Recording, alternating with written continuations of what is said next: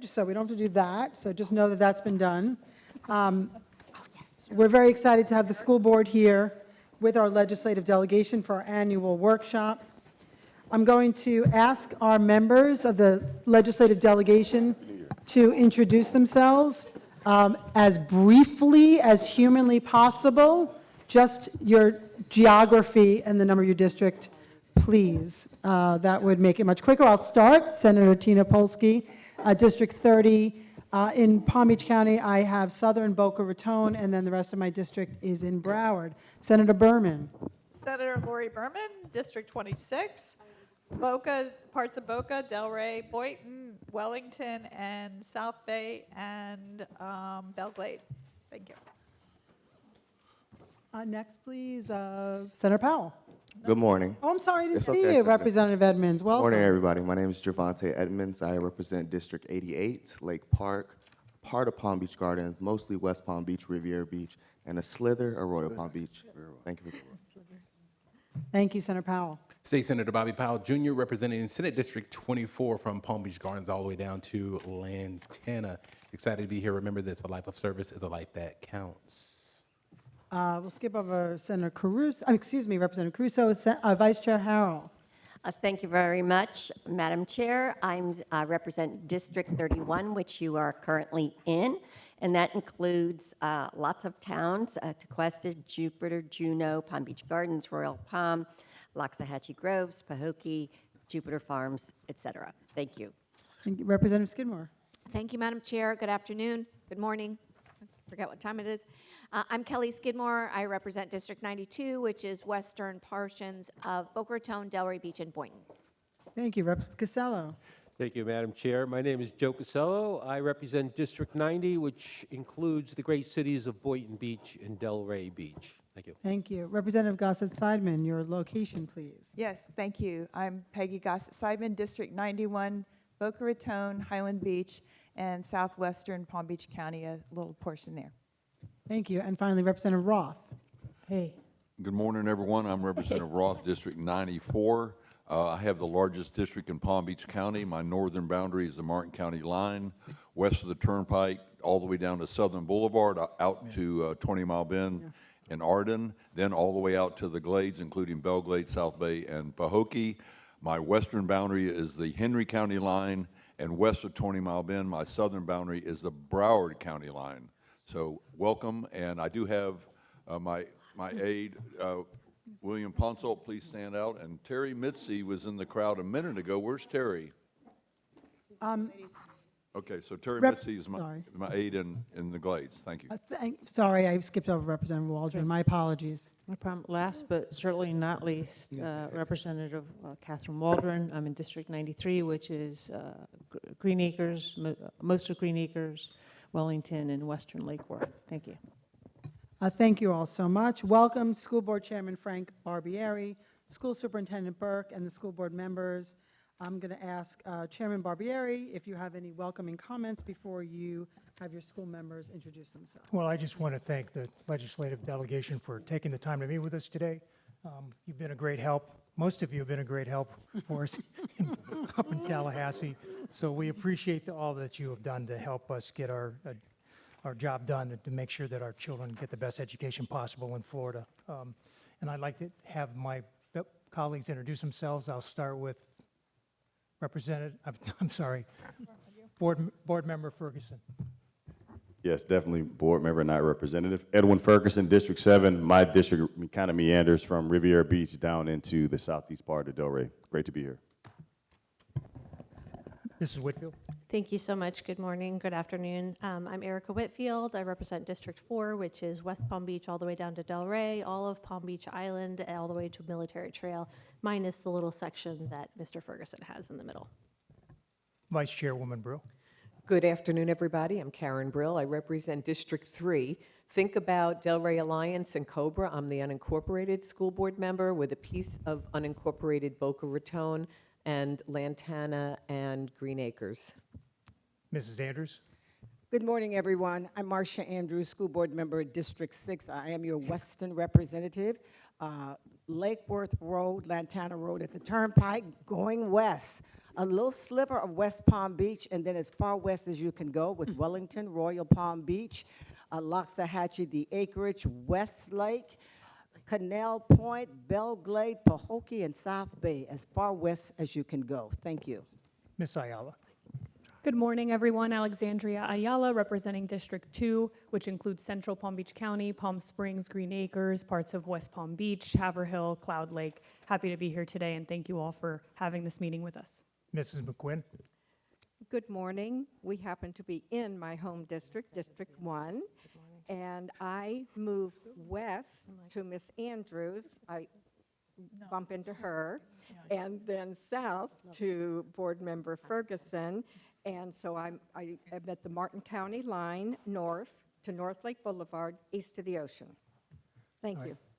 In addition to the honor I have of serving as chairman of this great school board, I represent District 5. My district is pretty easy to figure out. It's a big rectangle. It includes the city of Boca and the unincorporated area west of Boca. I go from the ocean to the Everglades to the Delray Boca line and then down to the Broward Palm Beach County line. So, Excellent. Thank you. Well, I'm going to turn it over to you, Chair Barbieri or Superintendent Burke, for your presentation. Thank you so much. Yes, well, thank you. Again, my name is Mike Burke, Superintendent, and as Chairman Barbieri said, we really appreciate this opportunity each year to meet with the delegation before the legislative session to share with you our accomplishments and our priorities for the upcoming session. You just met our school board. There's a PowerPoint presentation, and there's also a hard copy in your packet if you wish to follow along, because we got limited screen viewing here. But you just met our board, and I would like to congratulate, we had 3 of our incumbent school board members, Ms. Whitfield, Ms. Brill, and Ms. Andrews, that were reelected by a wide margin and enjoyed great community support, and I felt like that was a really testament to the job that the school board and the school district is doing, that where the community supports us. So congratulations to them. And also, I'd like to welcome, you just met Mr. Edwin Ferguson. He's our newest school board member, and he is being elected to District 7. He has filled the seat that was vacated by Dr. Deborah Robinson that retired after 22 years of service. So we're a team, the board and I, and I'm going to take you through a few slides and then leave plenty of time for questions. So if we hit the next slide, we like to start out with some fast facts. We are the 10th largest school district in the nation. As you all know, Florida has big school districts because we align with our 67 counties. Our school district was founded in 1909. So we are 114 years old, but we are a healthy, vibrant, spry 114 years old. And we continue to change with the times. We're proud of our graduation rate, 95.9%. We've continually raised that each year, and we hope to do that again. 66 or 2/3 of our schools are rated A or B, and we are working to even get a higher number there. We operate now 180 schools with just under 23,000 employees, of which 13,000 are teachers. If you look at our total enrollment, including about 22,000 charter schools, it takes you up to about 190,000 kids within Palm Beach County schools, both traditional and charter. And we're proud of, school choice is something that we've embraced in Palm Beach County for many, many, many years. We have 335 choice or career and technical education programs throughout our school district. And then moving ahead, with the pandemic, next slide, please. The legislature and the governor and the DOE, they took a 2-year hiatus from grading schools and school districts because of the impact that COVID-19 that had on us. And so last school year was full accountability was back in play. All schools and districts were graded. Palm Beach County is maintained our rating of A, and we're really proud of this A ranking or A grading. We are one of only 2 of the 7 large urban districts. It's Palm Beach and Miami-Dade, and we're one of only 14 A's across the state of the 67 school districts. So we're really proud of this. We know we're doing good work.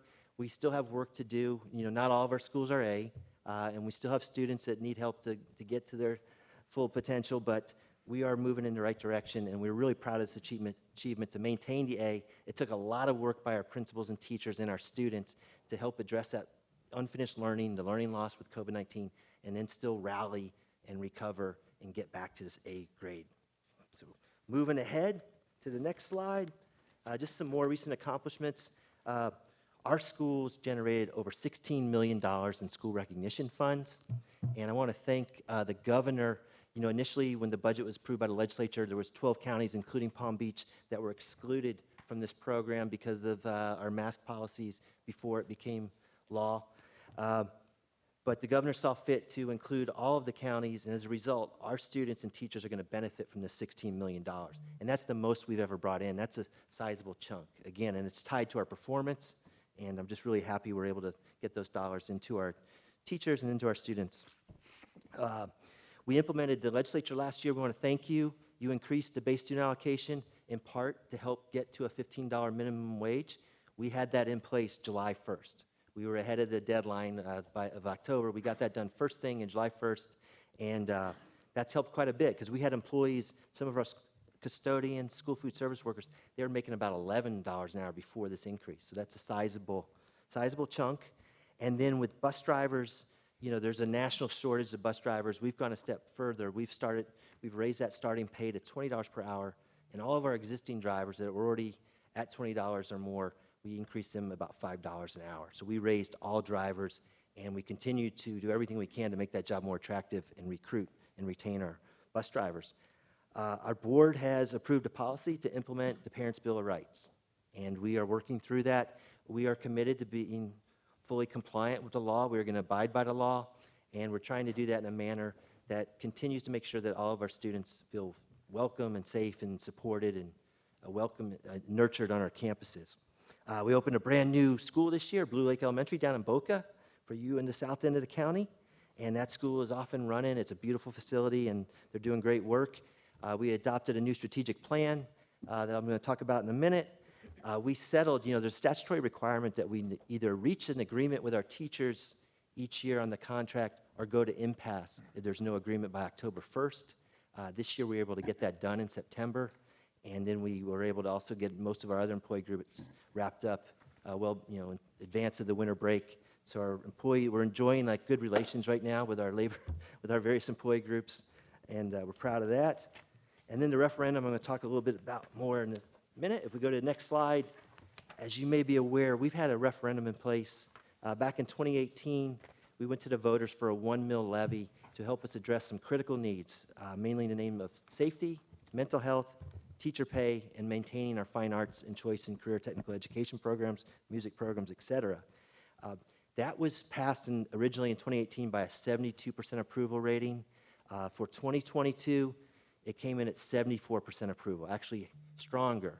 So we rode that school board wave of our incumbents, and it was, again, I think a nice testament that the community supports public education here in Palm Beach County. I'd like to take a minute for a quick video on the next slide here, just to that we're sharing to thank the community for their support.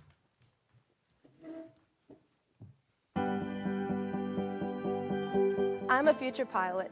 Thanks to the voters who supported the 2022 referendum by 74%, the sky's the limit for my dreams. And mine, and every student in the Palm Beach County School District. Approving the referendum is a priceless investment in staff. Thank you, voters, for supporting teachers. As a school district police officer, it is my job to protect our schools, students, and staff. It is with great appreciation that I'd like to reach out to the voters and say thank you for recognizing school security. Passing the referendum will continue to fund student mental health services. As a school behavioral health professional, I know firsthand how much this support means to our students, so thank you. And the continuing referendum also means that about 750 art, music, PE, choice and career technical education programs will stay in place. Strong schools, strong communities. Thank you, Palm Beach County.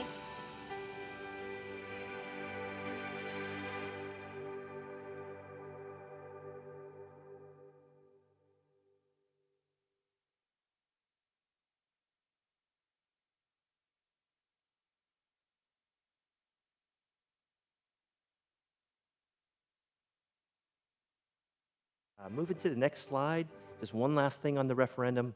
I think one of the things that's been critical to our success is that the school board had the wisdom to establish independent oversight on all referendums. And that was embedded right in the ballot language. We've held true to that. We have citizens that serve on these committees. They meet each quarter. They review how every dollar is spent. And we have adhered to all of our promises that that's the only way the money gets spent, to support those things promised in the ballot. And we've never had an issue. And what's nice is these independent committees, when it was time to go back to the voters, they supported it wholeheartedly and voted that, yes, we continue this 1 mil levy. So that's really boosted what we're able to do here in Palm Beach County. Moving ahead, I know security is always top of mind for all of us. And if you'd go to the next slide, please. I just want to highlight some things we're doing with our school police department. Over the summer, let's see, next slide, please. Over the summer, we implemented, well, first let me step back a little further. Last May, we hired a new chief of police, and we were really fortunate to land the ideal top candidate, Miss Sarah Mooney. Many of you may know Miss Sarah Mooney. She had a long distinguished career with the city of West Palm Beach as their chief, about 27 years with West Palm, and now she is our chief of school police, and she's doing an excellent job. One of the things we put on our plate right away, it was to implement this new system called Centegix, which is a hard panic solution, hard panic button solution. I've got one on me here. You may have seen it in the media, but what this is a panic button that every employee has one. They can press this button 3 times. It can be used for like say a medical emergency or something on the campus. If they press it 8 times, that means the cavalry's coming. It's dialed into 911. All the school police, the local law enforcement agencies, everyone converges on the spot. When it's on a school campus, it has a GPS-type capability that you would know exactly what room or where on the campus the signal's coming from, and the help is on the way. So we're really excited about this. We feel like that's just another layer of security, and we're able, the board approved it in May. It was a hefty investment, over $2 million to implement the first year, and it's about $1 million a year to sustain it. But between May 15th and the first day of school in August, we had it implemented in all 180 campuses. So we're really proud of that. It took a lot of hard work of our team on all sides of the house. So thanks to the team as well. We have ongoing projects in our capital budget to continue to harden our campuses. And you're going to hear in our priorities later, we have had some help with that in recent years with appropriations for school facility issues, to bolster campus security, and we welcome that funding. We hope that continues. We collaborate very closely with our local law enforcement agencies, the sheriff's office, the various municipalities, and Chief Mooney, I give her a lot of credit for that. She has such a great reputation of working well with her colleagues across the county and law enforcement that they've been nothing but supportive. The chip shortage and supply chain shortage is real. I can tell you that. We were working to get more police cars, and we're excited we were able to locate 60 brand new Ford F-150s that'll be hitting the streets soon with our school district logos on, as we continue to build our department. We have over 220 officers now. We're hiring more. And one of the things that Chief Mooney did I thought was really smart is, in order to help retain our officers, sometimes we would lose officers, particularly those younger in their career, that would leave us to go to the sheriff's office or a municipality because we were on a 10-month calendar that aligned with the school year. And if you're a younger officer trying to support a family, 2 months of being off work is not necessarily a good thing. It's less money in your pocket. So Chief was able to kind of figure out that we needed about 90 officers that we could keep busy year-round.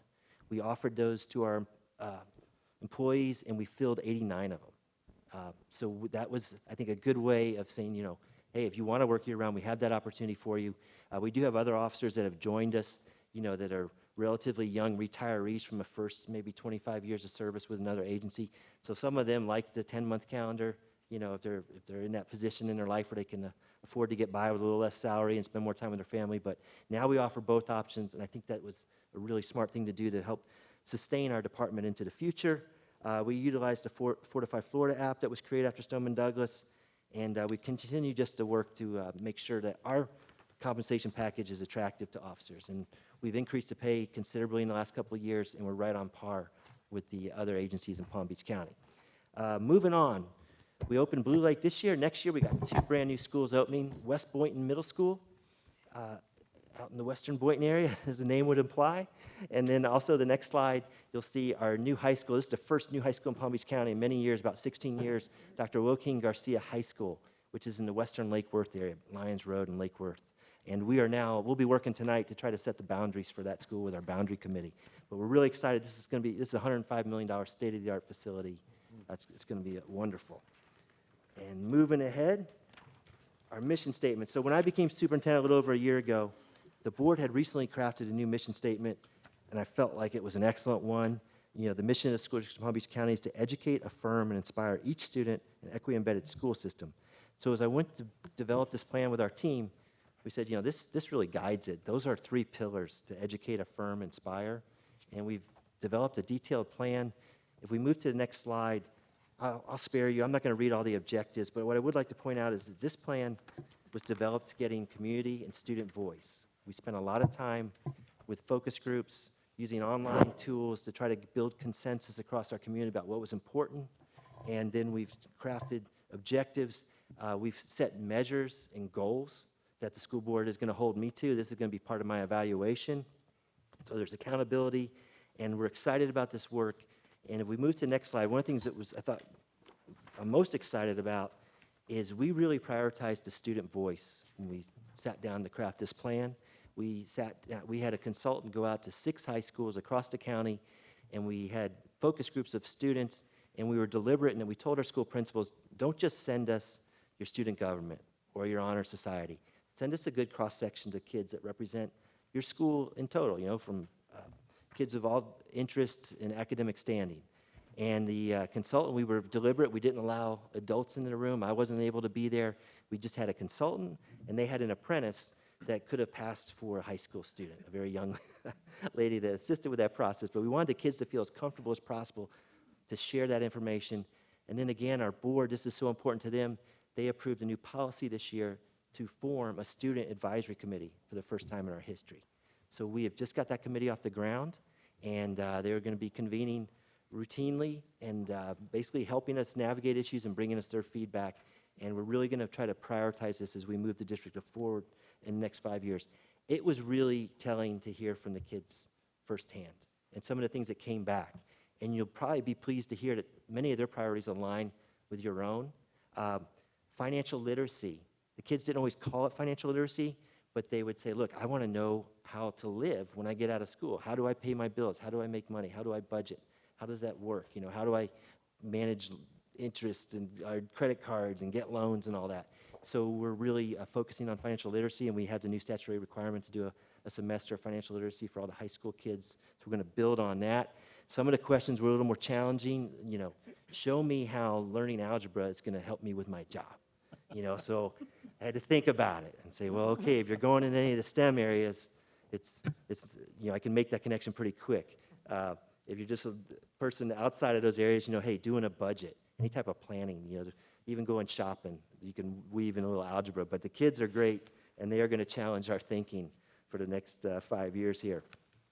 Moving ahead, the other thing we're going to do to keep getting more input, we've revamped an annual survey that we send to all parents, students, and teachers.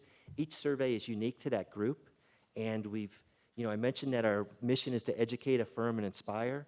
These questions are designed to help us tell if we're meeting the mark. Do students feel affirmed?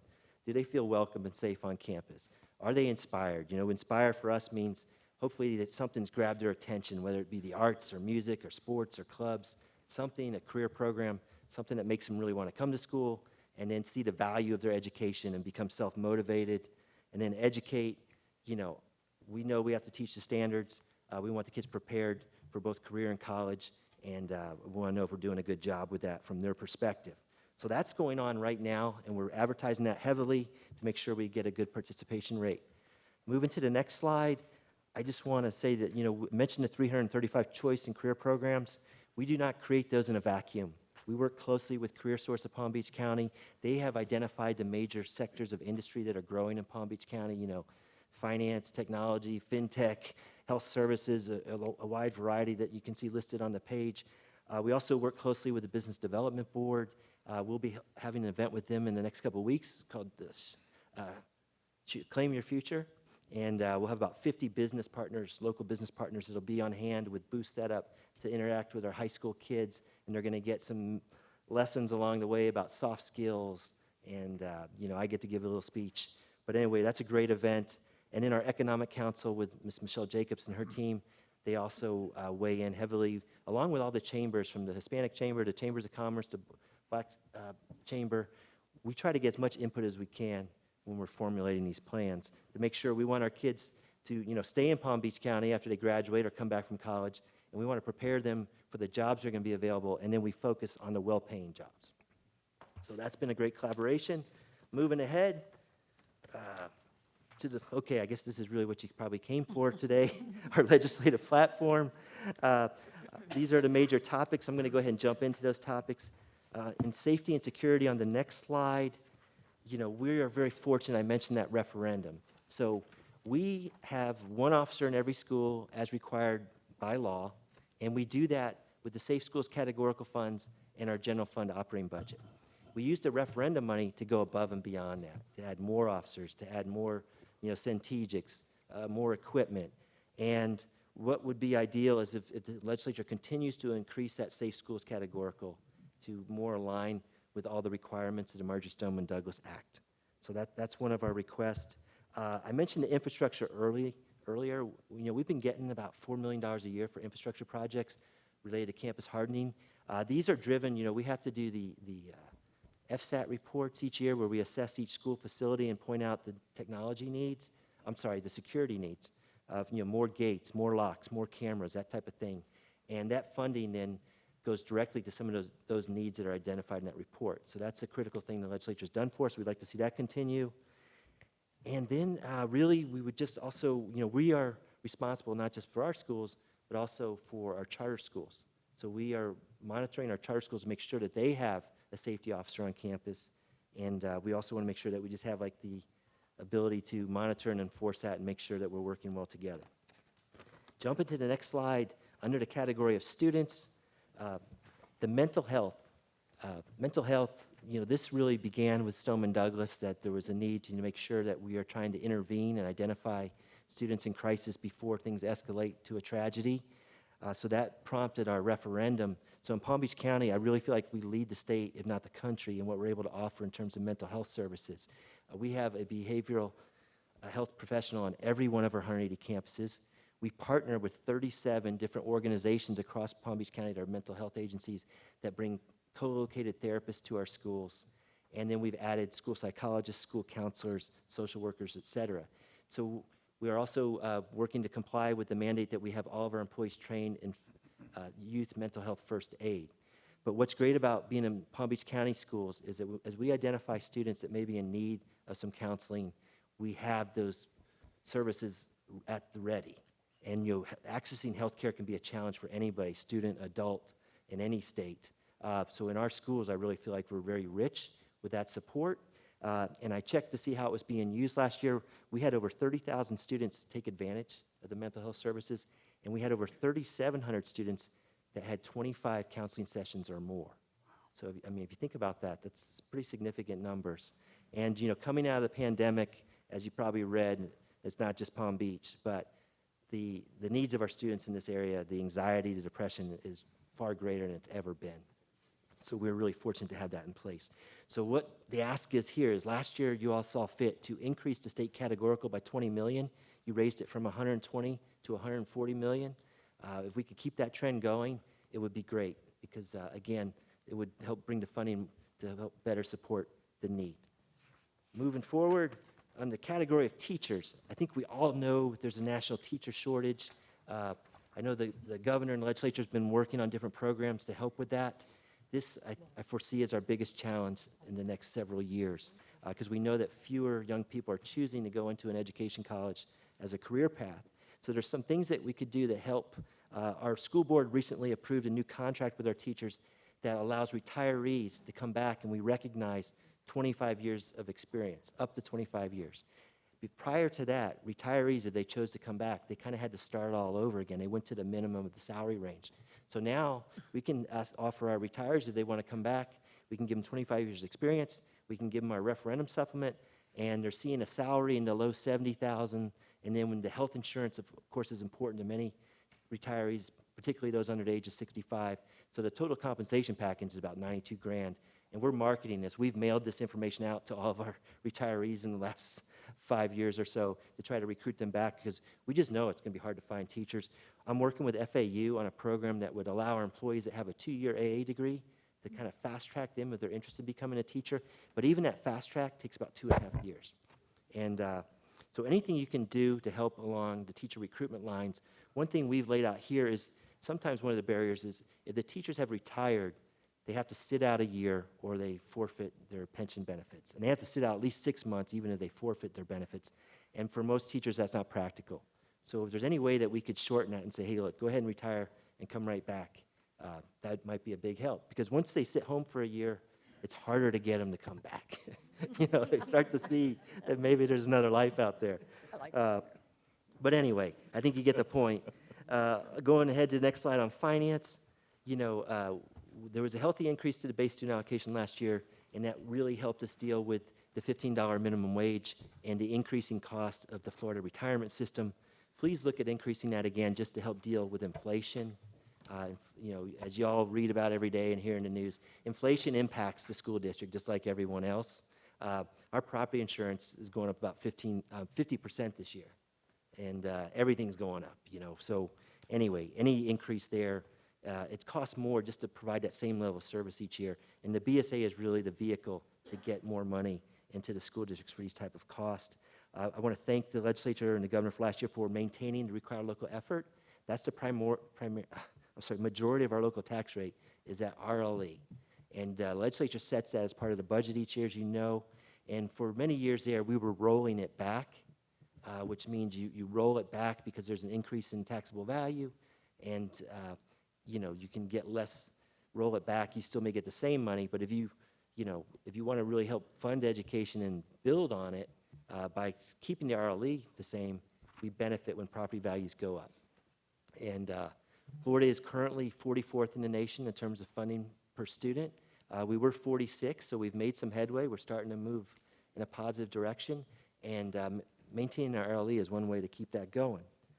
Moving ahead to the next slide, just a couple other finance things. We've talked about the referendum a lot here today. We want to, of course, continue to have that vehicle available to us where the voters can make the decision to increase local education funding. Right now, we can only go for 4-year increments. It would be nice if we could go for a longer duration because we have a lot of important programs that are tied to that referendum. And if we could get, you know, a longer duration, it would put people at ease a little bit. On the capital outlay millage levy, for many years, in a couple decades, we had 2 mills of board authority. Back in the Great Recession, that was reduced to 1.5 mills. So we took about a 25% reduction there. So each year we asked, hey, to consider going back to 2 mills. This year, on a related note, you're going to receive the results of a study by OPAGA that took a look at the capital millage levy, and they've come forward with some recommendations. And currently, when it comes to capital funding, this is our funding for the traditional schools. And the charter schools are funded through a separate allocation that the state approves through the budget that's driven mainly by PICO dollars. The OPAGA study recommends revisiting this and potentially sharing some of the 1.5 mil revenue for charter school projects that where they can demonstrate a need. And that obviously that could stand to negatively impact our school district. We borrow money to build new schools. We pledge revenue from this 1.5 mil levy over the next 25 years to do that. And this is a long-standing funding formula. So I would just ask you, if you hear anything about OPAGA and the capital millage levy, please kind of look at that with a very discerning view, knowing that it could spell trouble for your home district. We've seen the expansion of the scholarship programs, the family empowerment scholarship programs. We now see in Palm Beach County over $70 million that gets kind of redirected that would normally may have come through the FEFP to traditional schools to now fund these voucher or scholarship programs. I want to point out that with that family empowerment scholarship, a lot of the students that benefited from that scholarship were sitting in private schools before the advent of that scholarship. So that's why we saw such kind of rapid acceleration and growth right off the bat. But again, that's a concern for us because it does kind of dilute the funding that we have to operate our traditional public schools. And we have a guarantee to our community that we will serve any student that shows up at our doorstep, and we really need funding to make sure we're prepared to do that. Just moving ahead, accountability and assessments. This is our first year of progress monitoring. So we now test our students 3 times, early in September. We're wrapping up our mid-year assessments now, and then we'll have the first 2 are for information only, and then we have the third one in the late spring is just like in the past is the one that really drives accountability. So we've got a couple requests here. I'm not sure if you're familiar with the term concordance scores, but concordance scores is what allowed students, if they struggle on the state assessment test If they scored well enough on the SAT or ACT, we could substitute that and allow them to graduate. And for the last couple of years, the state has delayed raising that bar. And the bar gets reset when the standards change. So what we'd like to see is the state consider delaying that one more year, because we are just now putting in the new BEST standards, and it's going to reset again once those standards are fully implemented. So a one-year delay might make sense, knowing that we've already delayed it a few years, and it's going to change in the near future anyway. But really what that allows us to do is have more kids that have this other alternative to get to graduation. And then the other thing we want to be able to do is, now that we're using the state testing 3 times a year, those first 2 informational tests have a lot of value in terms of like diagnostic, analytical value, to see how our students are doing and make sure that we're trying to tailor our programs and meet their needs, that we get them prepared for that final assessment in late spring. And so this one's kind of a technical request that the DOE works so that that format of that testing, the data that comes out of that, we're able to integrate into our systems and really benefit and use it for, drill right down to our individual teachers so they can kind of diagnose and look at their kids and adjust instruction as needed. So that's it with accountability. Next big area for us is pre-K. As a state, I think one of our toughest measures to meet is 3rd grade reading. Our district is at 54% proficiency, and we're doing okay. We're above the state average, but obviously no one's going to be satisfied with 54% of our students reading proficiently at 3rd grade. And one of the key ways that we ever hope to really change that dramatically is starting earlier. So we are trying to make the best use of, we have a great partnership with Children's Service Coalition, the Council, I believe, the Early Learning Coalition. We're trying to leverage the pre-K programs that are in place, make sure we're in alignment, that we're communicating, working well together. But anything that you could do to expand pre-K for 3-year-olds, potentially 4-year-olds, that will pay huge dividends for our schools down the road. And then lastly, the next slide was a video, but I think I'm going to skip it in the interest of time. I'm going to end with a prop, I guess you would call it. I've been around a while, about 33 years. I went back and I looked for, this is the Florida school laws. So the earliest edition I still had laying around was 2010. Now, in 2010, we had 818 pages of Florida school laws. And as a relatively young CFO, I could have probably torn this book in half. Maybe not. But today, there's no doubt that the 2022 edition is 1,315 pages. Wow. So we have grown 497 pages in the last 12 years.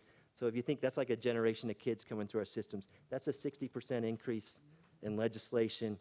And I just share this with you to say, hey, maybe enough's enough.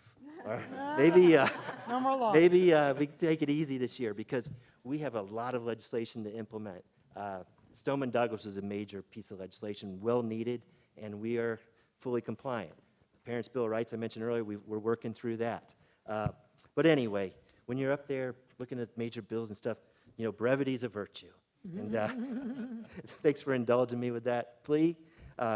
With that, Senator Polsky, that concludes our presentation. I'd be happy to take any questions.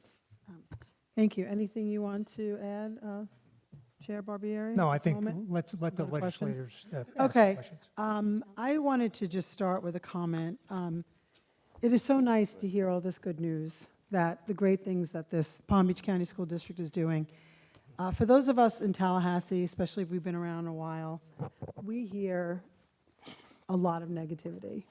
School boards are not respected, public school districts are not respected, and I, representing this area, have always tried to push back on that, because I personally feel what a great job our school district does. So I really appreciate the numbers, the data that you've provided, and we will continue to support you and fight for you and uphold the good work that you're doing, because we're really like in a vacuum there, that it's just constantly bad, bad, bad. We need to get out of the public schools. That's really all we hear. I sat on 2 education committees for 2 years in the Senate, and that's really what we felt. And I still believe this statistic is correct, that 90% of our students are in public schools.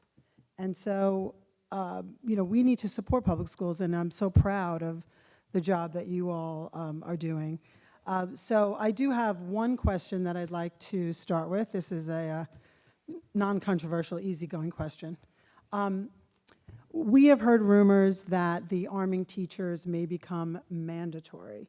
As we know now, it is a voluntary program that Palm Beach County has opted out of, and our teachers cannot be armed. Have you heard this? If you have, what do you think it might look like in Palm Beach County? And if you can comment on what you think the board or the district would be able to do in that circumstance Sure. if you were required to do so. Yes, well, Chief Mooney and myself, we enjoy a good relationship with Sheriff Bradshaw, so we've made sure that those programs are available at this point to charter schools that may be interested to have a school guardian or armed security guard. In Palm Beach County, to date, we've just placed an emphasis on our own school police department, which we're fortunate to have. We're one of only a handful of districts that have that. But I have been attending, meetings with the superintendents and Commissioner Diaz, and one we also heard from Sheriff Galtieri. And the way it's been explained to me was that there's some, when people first heard of the school guardian program, they envisioned, you grab a kindergarten teacher and hand him or her a gun. What I think it's evolved more into, and as the commissioner has explained to me, is this is, being very selective about finding somebody that maybe has the background. The training to become a school guardian is 180 hours. A big part of that is marksmanship, target practice. And I've been told that, I would not pass it probably, because you've got to basically have probably a military or, law enforcement background to have that type of skill set. So where we stand right now, we have not added school guardians, but what we'd like to do is get more information about the program, knowing that it could become maybe a requirement. Chief Mooney came up, she had a suggestion that I embraced, and I haven't brought this to the board in a formal capacity yet, but what we think would be valuable to do is to send a small cadre of people through the school guardian training, kind of as a pilot, to allow us to better evaluate it and see if it may make sense. That if you have, because the way it's really being pitched now is if, we're not as a replacement for school police officers, but if, our high school campuses can be 40 acres. Even if we have 2 or 3 officers, that's a lot of acreage to cover. And, is there an assistant principal or a coach for like the namesake of the program, Aaron Feist, that might have that background where, it might be a handy thing to have in terms of a crisis, because what Commissioner Diaz has pointed out, that time is the biggest factor in trying to save lives and mitigate the threat. So we're going to be taking a fresh look at that, and I hope to use this, again, kind of experience of maybe sending, Chief Mooney's working with the sheriff now and his employees to figure out how we might be able to do that pilot and send some people through. And then what I would like to do is I'll be convening a workshop with our board, and Chief and I will bring back our findings and see, how our board feels about it. And if there may be a place for that in Palm Beach County Schools. But as of right now, we stick with our law enforcement officers. We have partnerships with the sheriff and municipalities where we contract out for additional officers, and then we work really big on communication so that each school knows, like that school police officer knows who his or her counterparts are in the local municipality, and that they're familiar with our campuses, and that they can help us in the event of emergency. Thank you so much, Superintendent. I will open it up to my colleagues to ask questions. Vice Chair Harrell. Thank you very much, and thank you for what you do, each and every one of you on the school board. I really appreciate it. My major concern is teachers and having good, qualified teachers in our classroom. Our kids, that's the essential element, that student-teacher relationship. And I did a local issue, funding issue last year, for really to grow teachers, and it dealt only in St. Lucie County. I am looking to expand that. We did get it funded, but unfortunately it did get vetoed because it wasn't statewide. And what I'd like you all to consider is helping me push forward, and what it would do would set up a pilot program whereby 2 large, 2 medium, and a small county could participate in, at least to evaluate if it's effective. And that would be to say, you have paraprofessionals in your classrooms right now. Let's grow our own. let's take those individuals who are in your classrooms now and fund them to get 4-year teaching degrees through, and you already have a program working with FAU, and ask our community colleges, state colleges, or you have a university here, to underwrite some of that. So with the state put in money, the the state college or the university put in some to pay the tuition so that they could, while they are working for you, especially in summers, but also evening classes or virtual classes, that they could get their 4-year degree and commit to you that they would then teach in this school district for 2 years, 4 years, a variety, and we can work that out. But I would ask for your support in that, and I think this is one way we can actually grow our own so that they're already committed to you. Have them, let's make them 4-year teachers. We would welcome that. We are doing some of that on our own, but it would be great to have more support. And we're even looking at going back even a step further to our high school students that might be interested in becoming a teacher and putting them on a track where they could work for us in a lesser capacity and then work their way up to teacher. So thank you. Representative Skidmore. Thank you, Madam Chair. I have just 2 questions. One is in regard to the youth mental health first aid. Does the school district have its own trainers that are training on mental health first aid, or do you have to go outside for that? Well, we have to go through a state provider to utilize trainers that have been credentialed properly. That's accepted in our state. So we have a number of trainers. We are also contracting for trainers that have this credential. And it's a challenge. We have to have 80% of our workforce trained by June 30th.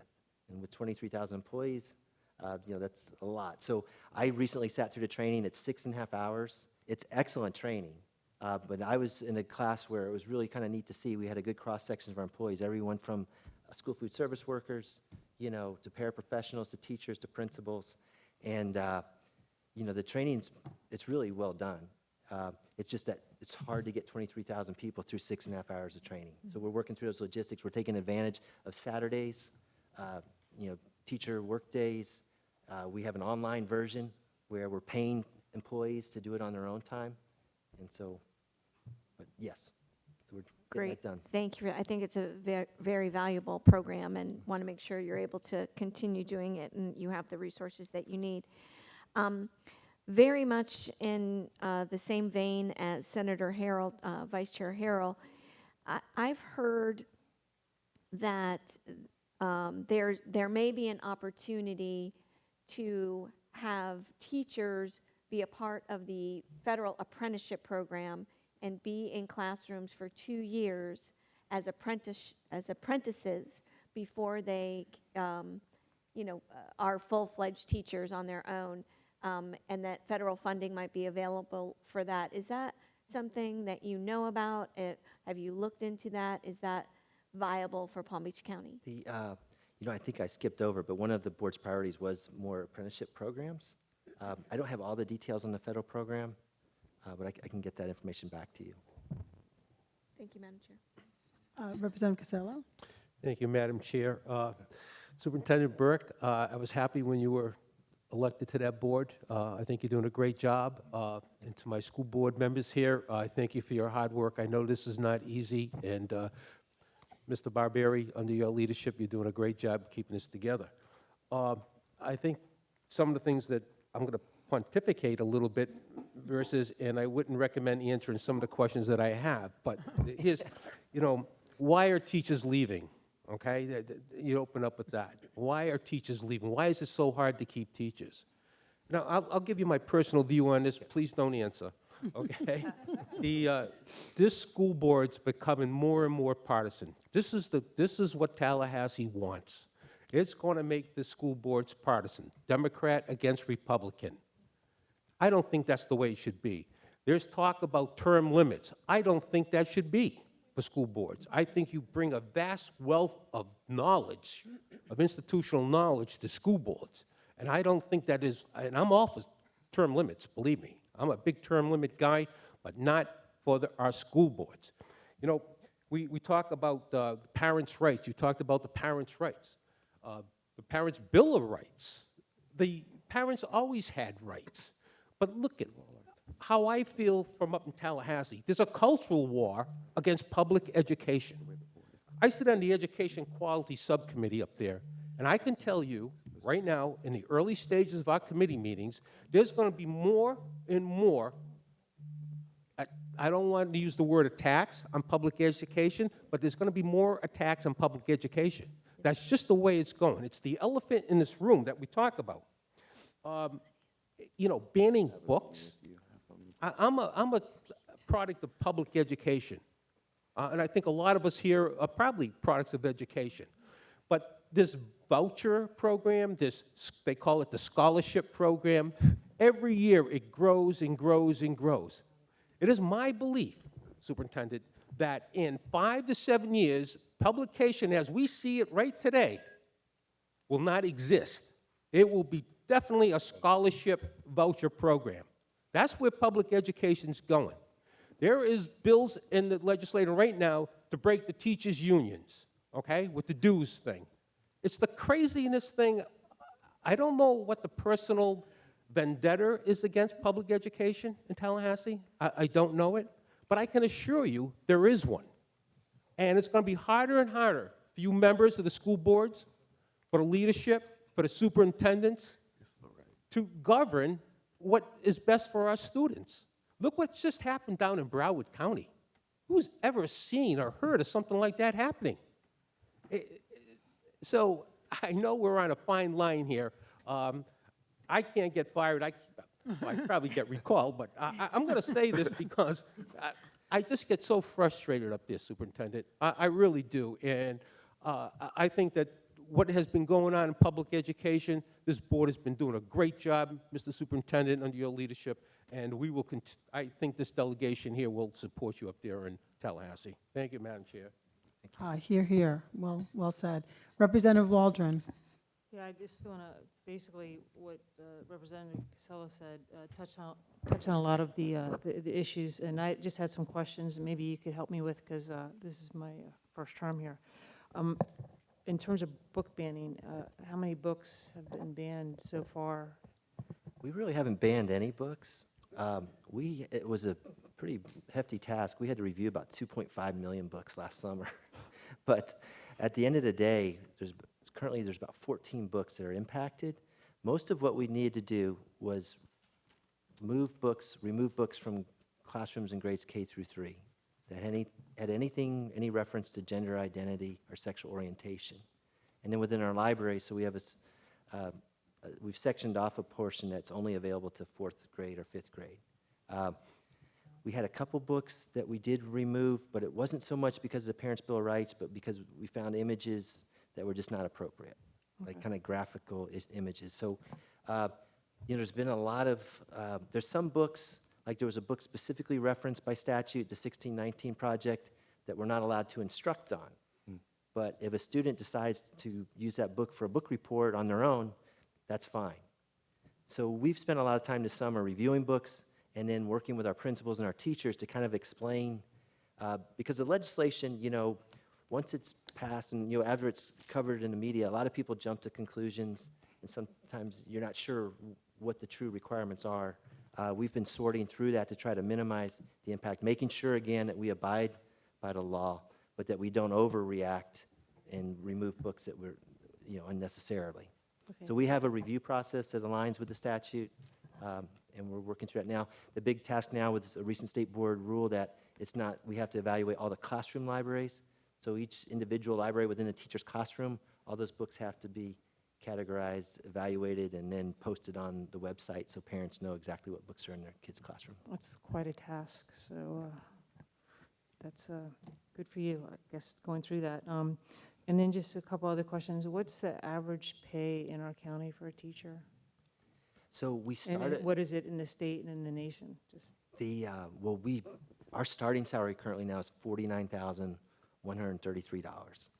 Our average pay with the referendum in place is about $60,000. Florida has made great headway with the starting salary. With the governor's effort, to get to 47.5, we're now beyond that. Last year, we appreciated, we got more funding, and for the first time, it allowed us to start addressing the veteran teachers to try to mitigate the salary compression. That's one of our major issues. It's in our priorities. So let's see. As a state, when you look at the average salary, Florida's still kind of in the bottom tier. But on the beginning salary, they're doing very well. So the priority at this point really shifts to continuing to increase that teacher salary categorical and then giving school districts the flexibility to put those dollars where they're needed most. And right now, that need is with our experienced teachers. Okay. Yeah, I know the compression issue is a big issue, so I've heard a lot about it. Yeah, it really is. And that's one of the reasons we have that referendum, which helps mitigate that to some extent. But it's demoralizing to our teachers when we sit down at the bargaining table and, when we first implemented that 47,500, that immediately took the new teacher up to a teacher that had, 8, 9, 10 years of experience. Right. Last question. I'm on the Choice and Innovation Education Subcommittee. What would you say, and this is kind of probably an umbrella question, but what's been your experience on the impact of choice and charter schools on the public system here in the county? So, we've had charter schools now for a long time, over 2 decades. We have about 11% of our students in charter schools. And we're sitting in a charter school here today that's really a nice exemplar of excellence. There's 2 schools running here that serve autistic students, and they do a great job with it. I had the chance to tour this school. We work hard to hold our charter schools accountable. They are now part of our referendum, so they also receive those monies, and they're also subject to the same independent oversight as us. So I feel like that process has matured somewhat, and, we would like to still see, since the board is held responsible for charter schools, if something goes wrong, it falls on the school board's shoulders. So we are kind of concerned with there's this growing ability for agencies outside the school board to authorize charters, and that's problematic. I would suggest if the state's going to authorize charter schools on our behalf, then they should assume the oversight and not expect the local board to do that. That's a good point. The bigger concern at this point, I would say, from at least a financial standpoint and from making sure that we protect the integrity of the traditional public schools and our ability to serve any student that needs it in our county, is the scholarship programs. Those are growing faster. They're growing exponentially, much faster than charter schools ever grew. And I mentioned earlier, over $70 million in Palm Beach County alone is going to support the Family Empowerment Scholarships and the McKay Scholarships. So in recent years, the legislature has increased the eligibility for those, raising the income amount that families can qualify, and if that's to continue, that's going to be problematic. And my concern is that, there's only so many private schools and parochial schools. Right. You'll probably see more being opened with this revenue stream now available. But that's going to be limited number of seats for limited number of kids, and I don't want it to be that the public schools become schools of last resort, where what we're left with is the kids that have the most challenges, whether it's exceptional student education or just high poverty populations, that type of thing. So that would be the one to keep an eye on because we're seeing that grow really quickly. Okay, thank you very much. It's very helpful. Just before I get to you, Senator Berman, I just want to follow up on that one. Do you have a statistic as to how many children come back to the public school, sometimes midterm, from a voucher school, private school, or a charter school? We've looked at that because we were concerned that maybe students were coming back to us after the FTE survey windows that determined funding. So we've analyzed that. What we found is there's kind of this constant ebb and flow, but it kind of washes out. So the population of charter school students has been pretty stable in Palm Beach County. It's slowly grown. It's hovered around 20,000 students for several years. And now we're up to about 23,000 students. But there's a certain level, I think, of saturation of charter schools that have opened. And we've got a few new ones in the pipeline. We pretty much the board has not a lot of, they pretty much have to approve every application that comes their way. We had challenged some of that years ago, and we're not successful. That ideally at one point we'd launch charter schools to serve maybe a niche that we were not addressing, to fill a void. But that criteria didn't really withstand the test of time. But no, I don't think it's a huge number. It kind of balances out. You know, the parents vote with their feet. We're not, afraid of competition. We feel like our schools are the best choice. That's our tagline. And we just continue to try to just market what we're doing, the resources we have, the teachers we have.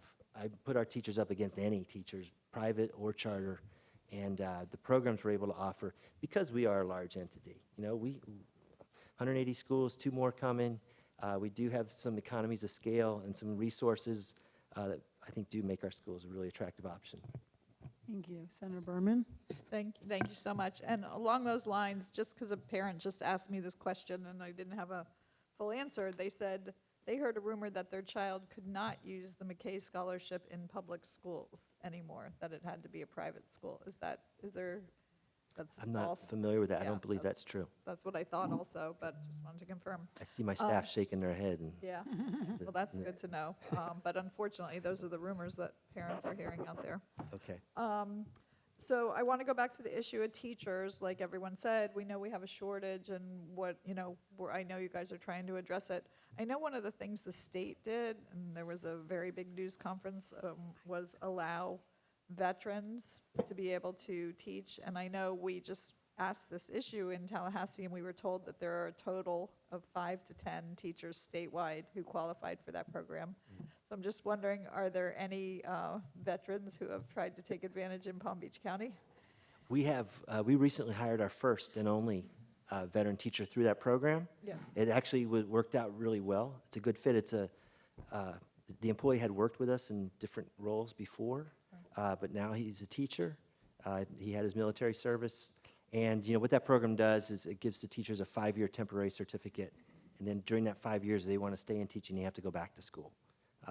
But in this case, our principal was really happy to land this teacher. So we've heard that there were 400 to 500 people statewide who applied, and that there's only been 5 to 10 accepted. Have you had other people apply, and are there shortcomings that you're seeing happening, why these people aren't getting more jobs? I believe it's a new program, and it is taking time for people to get that credential from the state. I'm only aware of the one teacher at River Beach Prep. I see Ms. Rieger agreeing with me, so no, that's it. We just have that one at this point. And then just, I wanted to raise a point also. I've been very concerned about the FHSAA survey where they ask the questions about parents about menstrual health, particularly young girls, and that it becomes part of their record.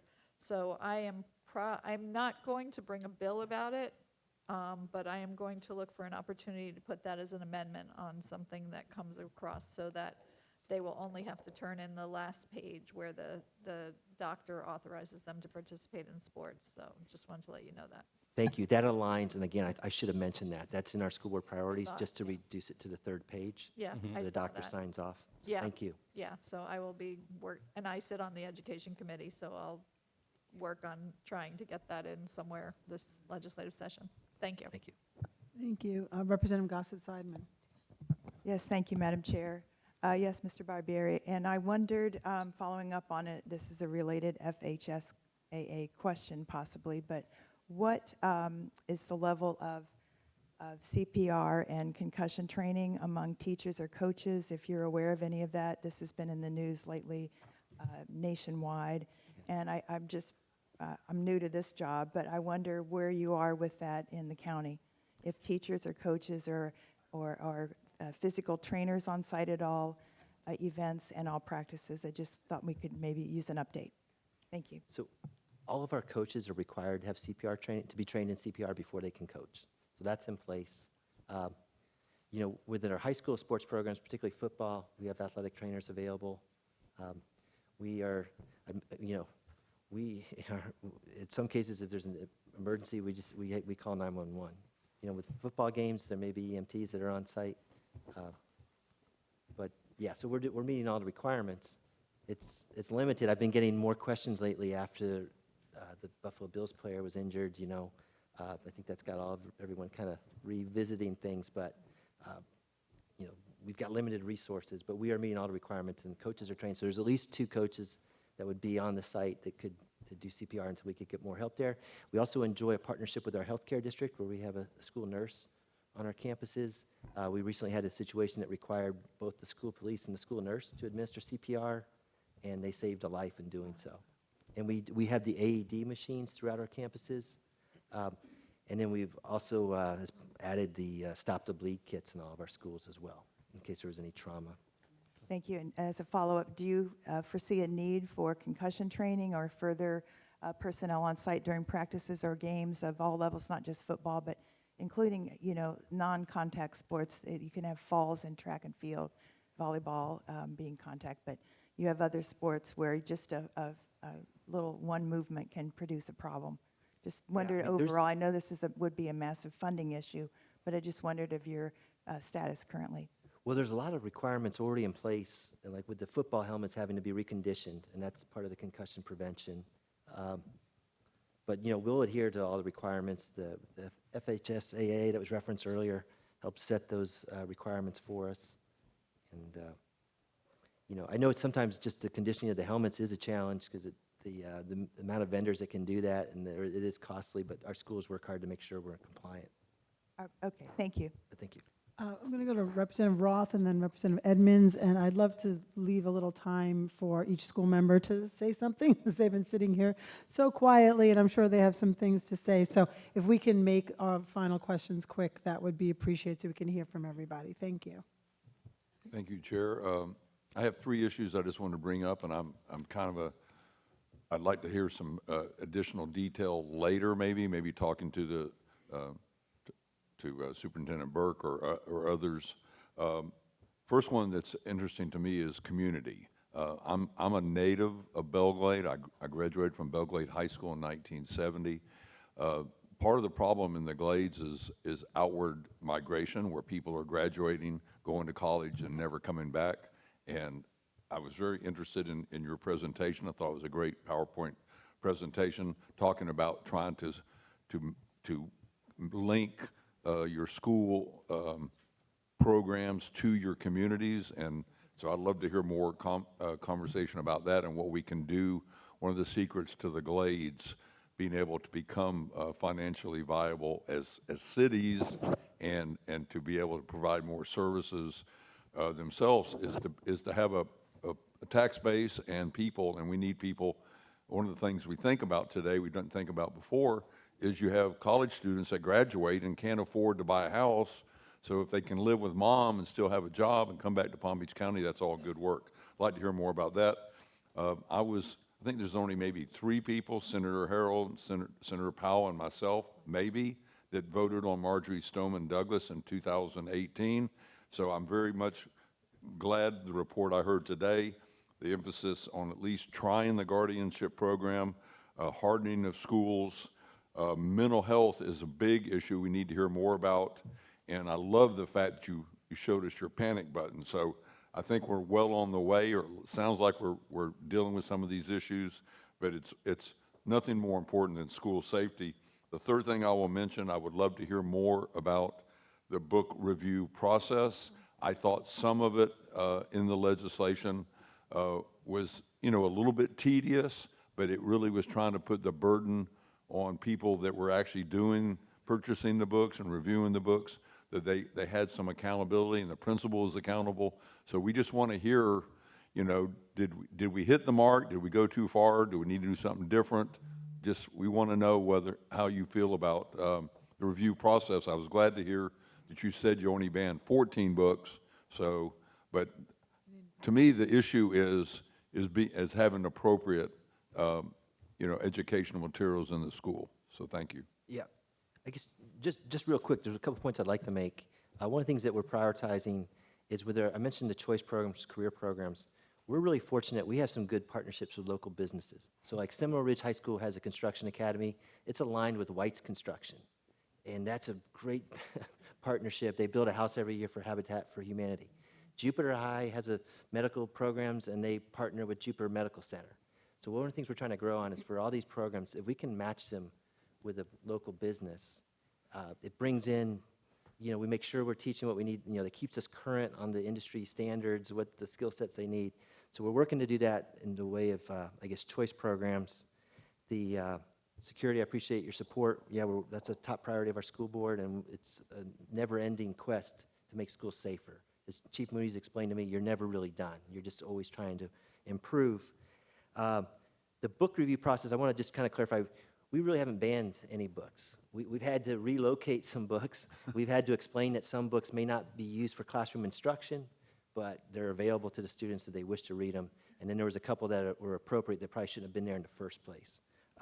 But the state board, when they extended that definition of library to the individual teacher classroom libraries, that's a heavy lift for districts across the state. We've got, roughly 12,000 classrooms. This only applies to the elementary school teachers, but you're still talking, 7,500 classrooms or so. So that was the part that really has now required us to put a lot more effort behind it. And it's going to be some work to maintain it, because you think anytime a teacher may have gone to Barnes & Noble and, used their teacher lead money, or they had a grant maybe that provided some books for them, now there's a process. They got to get that book approved through their media center, their media specialist, and then it's got to get uploaded onto the school website. So there's a little more bureaucracy to navigate. We're working through it. And again, part of it's just trying not to, some of this legislation, by the time it gets to us, the public's concerned that we're like trying to avoid teaching history, or that, these are taboo subjects, and we're trying to sort through that and say, no, this is what we have to do to abide by the law, and this is what we're going to continue to do to make sure we support all our students and affirm them, and make sure they feel welcome on our campuses. Thank you. Representative Edmonds. Superintendent Burke, board members, Dr. Oswald, Mr. Sanchez, I just want to thank all of you for your work. It's not easy getting our students through COVID, being the 10th largest district, and I just want to commend you. So I have a few questions, and I also want to let you know about a few pieces of legislation that I will be filing. So my first question is in regards to guidance counselors. Most guidance counselors have about 500 to 400 students. That number could be off, but what are we doing to support our guidance counselors and provide training or any funding towards them? Yeah, we've added more guidance counselors to try to bring that ratio down. I would, just yesterday I was out at Pahokee High School. Ms. Whitfield, Ms. Andrews was with me. And so we heard from students that these were students that really impressive young men, young women. And one of the things they brought to my concern was they felt like they didn't really start thinking about everything it took to apply for college and scholarships until their senior year, and they expressed a need for more guidance support. So I feel like this is something that we need to do more on, like work on, because I don't think we're having the impact that we need. Guidance counselors, I'm sure they're busy, but I'm not sure I'm answering your question. We do a good job with the counselors we have. I think that's an area we could invest more in, and then also look at how they're using their time. Guidance counselors have a lot on their plate, and what we have to do is try to make sure, when you're an adult on a school campus, sometimes you get directed to deal with whatever crisis may erupt, or maybe supervision duties, the bus loop or the cafeteria, and we need to make sure that we kind of safeguard our counseling time so that they can have the broadest reach to impact kids. But I can't tell you that we're where we need to be, because I've heard firsthand from kids that say, look, I could benefit. I think some schools may be doing a better job than others, right. But it's a lot. These kids need to navigate to prepare themselves, and you can't wait till your senior year. You really need to, nowadays, you need to be starting in middle school, really, to get yourself on the right track. Thank you for that. And the questions I'm asking, I would love to work with you on these issues as well. We have a huge affordable housing crisis in Palm Beach County. We're all aware of that. We're also having a growing homelessness population in our school district. What are we doing to address the homelessness population? Well, we work closely, with the McKinney-Vento federal requirements. We work with our kids to try to avoid, minimize the disruption to their lives, where they can stay. If they're homeless, if they've moved temporarily, we allow them to stay at their home school. Okay. If that's their wish. So we do that. It's a challenging thing. We support the best we can. That's probably one of those areas you could benefit from more resources. On affordable housing, the first thing we can do is pay our employees the best wage possible. Because with 23,000 employees, our school board has been vocal with me. We're going to have a workshop in March, I believe, to tackle and get into this issue of affordable housing. We're looking at if there's opportunities maybe where we could help utilize some of our property maybe to be a site for affordable housing. But the reality is, such a project may be great, but when you have 23,000 employees, and many of them on the lower echelon of salaries, we're going to be limited in what we can do. So the best thing we can do is things like the referendum. Pay them a wage that gives them a chance to find a place to live. And then, as from an HR perspective, and Ms. Rieger's heavily involved in this, once we know all the programs that are available to workers throughout Palm Beach County, make sure we're getting that information to our employees so they can take advantage of it. Thank you for that. Last question. In regards to parents' engagement, is there any incentive to help the PTA or any organizations alike to get parents engaged? These are great questions. We welcome parent engagement. Sometimes it can be a challenge. Our schools work hard at this. Our Title I schools have a portion of their Title I funds that are dedicated strictly to that they must spend on parent engagement activities. But when you've got families that are working, 2 jobs, 3 jobs, their time is very valuable, and it's hard to sometimes get them engaged. It's something that's important to us. When we did our strategic plan, we reached out. Like I mentioned, the SEQ survey that's going out to parents right now. But it's an ongoing effort. And I want to commend you on I believe you have a school board app, and I know a lot of parents are utilizing that, so I know you are making efforts. So the 2 pieces of legislation that I will be filing in regards to education is House Bill 105. It's the Summer Youth Service Program. It's going to require the Department of Education to create a statewide employment hub with school districts and universities and employers so they can have summer internships for our students. I hope to get your support on that. Absolutely. Our second bill is going to be the Save Our Teachers Act. We were basically just going to ask that we increase our teachers' pay to national average of $65,000, and I hope I can get the support of all my members and the school district. Thank you. Yeah, you can get all our support. That'd be great. Thank you. Representative Crusoe, quickly, please, because I want to give these members more than a minute to say hello to us. Thank you, Chair. And I just wanted to thank Chair Barbieri and the board for joining us here today and for your presentation, Superintendent Burke, this afternoon. I've got a lot of questions, but I'll narrow it down to one for time's sake. There are new laws with regards to Holocaust education, education on the Ocoee Massacre, anti-Semitism, and hate crimes based on race.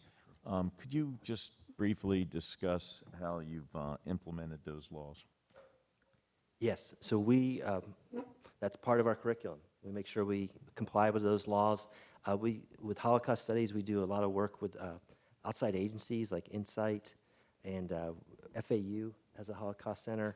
So we try to just take advantage of the opportunities that are available. We're fortunate to be in Palm Beach County because we are rich with survivors of the Holocaust. Mm-hmm. So we try to, whenever possible, and they're very gracious with their time, we get living members of the Holocaust that survived that to come in and meet with our kids and tell their stories. Just last week, we held an Anti-Semitism Prevention Day. It was part of our Professional Development Day that was countywide, open to all teachers. We held it both in person and virtually. So it's a priority for us, along with basically, everything. For African American history, Latino studies, all of that. We check all the boxes in terms of those requirements. Thank you. Okay, so I'm going to pass it over to Chair Barbieri to introduce, have his members say a few concluding words each. All right, I appreciate it. One thing that just comes to mind, though, is that every year we run out of time. I don't think there's anything more important to any of you than education. So I think you need to give us more time. This should be a minimum of 2, if not 3 hours. We meet with you once a year. A lot of my colleagues have questions they'd like to ask of you. We don't have the time to do that. I appreciate the time you take to get to us, but if you're going to come to us anyway, can we just make it longer? It's up to you to set that, because I've asked in the past, and I'm always told we get an hour and a half. So if the legislators would just tell your people that you'd like to have a longer meeting with the school board, we certainly would appreciate that. I hear you, Mr. Barbieri, and you will have as much time as you could get. Thank you very much. I'll just start with the order that you're sitting in. Just keep it as brief as possible so we can get through. Hopefully we can run over if I don't get all the way around the table. Sure, I'll keep it very brief. I think in District 7, you as the state legislature and those municipal elected officials who are still in the audience, you can help our students by helping to facilitate and foster relationships between the private sector, business community, business owners, and the schools. A lot of these schools have financial shortfalls for materials and traveling to different areas of Palm Beach County to expose the children to other opportunities that they may not have otherwise been able to see. So I would ask that you all, in the midst of your busy schedule in Tallahassee, when you're down here, maybe stop by a school or two, figure out what the principal's respective needs are, and help us in regard to establishing those relationships. I think it'll be something that will have very great benefits to our students as they move forward. Thank you. Board Member Whitfield. Thank you so much. I appreciate you all being here with us today, and I appreciated this conversation. I'm really glad to be able to hear from you. I just want to highlight a couple of items that are of importance to me. Both of them actually relate to Senator Harrell. I know I've been in your office in the past talking about VPK, and so that to me is a huge priority, always has been. I really do think we need a full day of VPK, and I think one of the issues that we have around keeping those teachers is really focused on they don't get the same benefits that a regular teacher would get. So one of our last priorities is about allowing them to participate in the benefits system that we have. So if that is something that I think would be easily done and actually would have a very large impact on our teachers. The other thing that you mentioned, Senator Harrell, was about the potential partnership with the university to develop teachers. I met a woman who worked at UNF, University of North Florida in Duval County, and I was talking to her and she said she had a teacher preparing program at UNF, and I said, oh my goodness, send me your teachers, and she said, I can't, I have to give them to the university. It's specifically from the university, to Duval County Schools. They had to be transferred there as a part of the agreement, and I was like, well, then we need one. And so I'd be happy to work with you. It sounds like you're on the same page as me, so if that's something that you're interested in, please let me know, because I think it's something that we need to do here, definitely, in order to grow our own teachers. And then finally, the last thing I'll say is just for my communities that have been impacted by the legislation of the past year. I know you all don't want to hurt children in the process, but some of the things that are coming out of Tallahassee have been very hurtful to them, and it scares our families, scares our kids. And so what I'd really just ask is that be cognizant of that as you're making legislation for this upcoming year. These students are valuable parts of our community as well, and I'd very much like them to feel that the state of Florida has their best interests at heart. So we did put that as one of our items on here, and a lot of it was because I asked for it.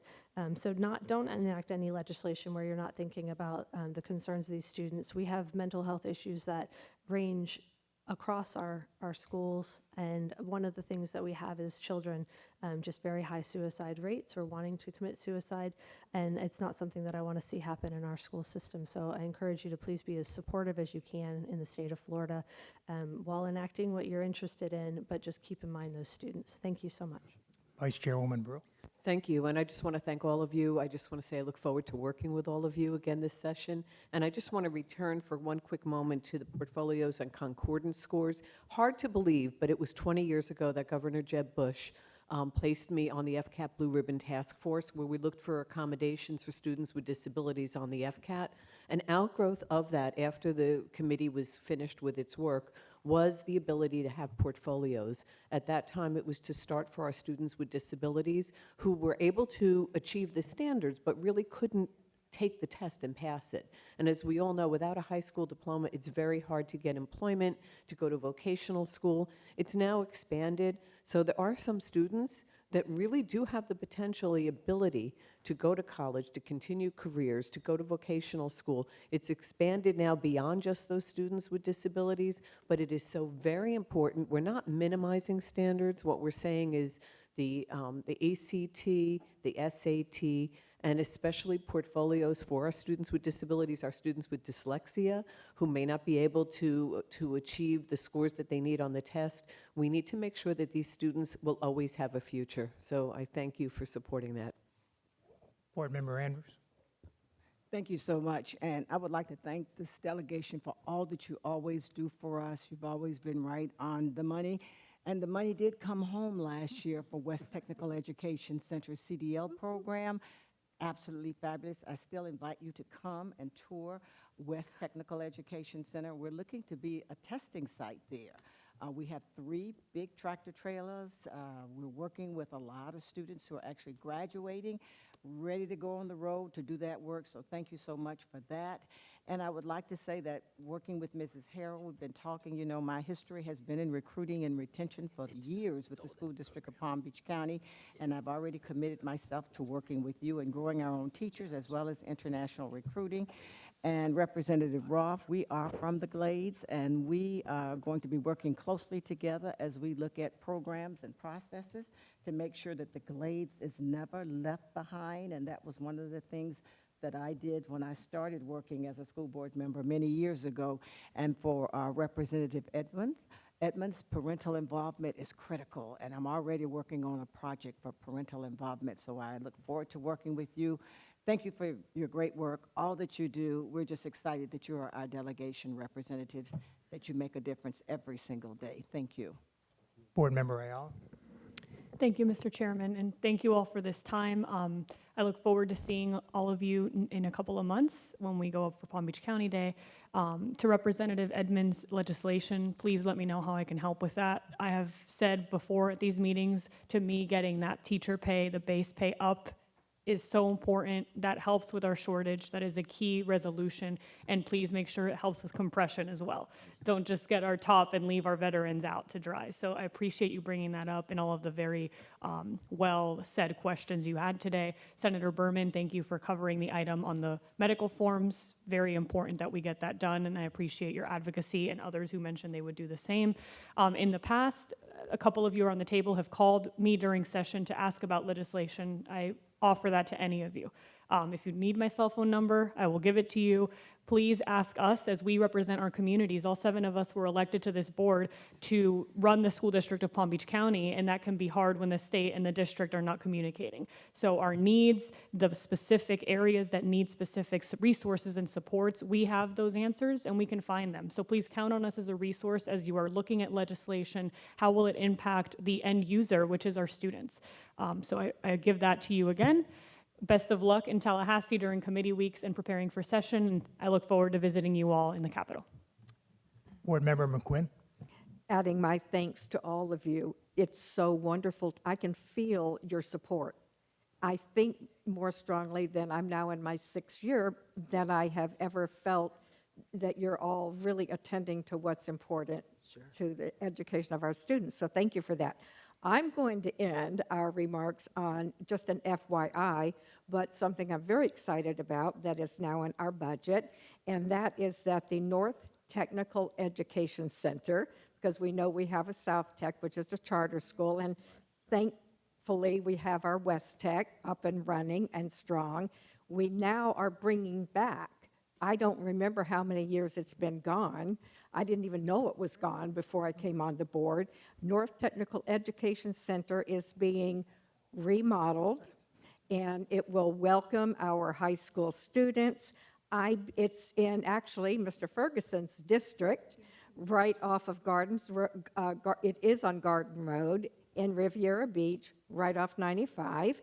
And I think it's opening in August. I'm looking at Mr. Sanchez, August of 2025. Yes, I knew that. So that's an exciting thing that we're going to be able to offer our students. Thank you.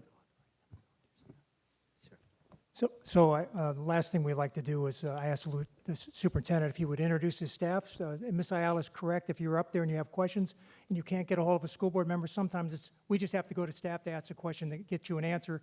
So if you would introduce your staff, and then you're all welcome, according to the superintendent, to call his staff in your Tallahassee if you have a question. So, Mr. Superintendent. Yeah, first I'd like to recognize Mr. Jay Bogus. Jay, would you please stand? Jay is our chief of staff. He heads the legislative affairs department, and we have a great team. We have Ms. Rita Solnett with us there. Rita, could you wave? We also work with Capital City Consulting, which is Mr. Ron LaFace and Megan Fay. So you'll be hearing from them in Tallahassee. We have our deputy superintendent, Mr. Ed Tierney. He is our deputy superintendent, chief of schools. Work very closely with him. He's got Dr. Patricia Ordonez is with him. She's our director of school transformation. To Mr. Tierney's left, we got our chief financial officer, Ms. Heather Frederick. She had the tough job of replacing me about a year and a half ago, and she's made it look surprisingly easy. And then, let's see, we got Chief Sarah Mooney back there. Hey, Chief. We have our chief of HR, Ms. Erica Rieger. And we've got some of our, I see Mr. Keith Oswald, our Chief of Equity and Wellness. Hello, Keith. And then we've got our Legal Eagles led by Ms. Sean Bernard, our General Counsel, Deputy General Counsel Mr. Blair Littlejohn, and Counsel Yolanda Morgan. So and Mr. Joe Sanchez, who we just heard from. Joe's our Chief Operating Officer. I hope you guys know Mr. Sanchez. He was with us for about 11 years, left for the private sector for about 8 years. We reeled him back in. And if you want to get a school built or anything built, Joe's the guy. He gets it done, it's built quality and quickly. So I hope I introduced our whole team. We might be. All right, well, thank you all. Thanks for being here. We're all available to help in any way we can. Thank you so much. I truly appreciate the time and effort that was put into the presentation. And I'm sorry, there probably never would be enough time, even if we scheduled all day. But we all know our individual school members for the districts we represent. You know, you all have our numbers. I hope if you don't, let us know. Let's stay in touch during session. You help us analyze bills that come forward, and our doors, I know, I'll speak for all of us, are always open to all of you. And we'll see you in Tallahassee, but please stay in touch with us. And thank you all so much. And with that, Senator Berman says we adjourn this meeting. Thank you.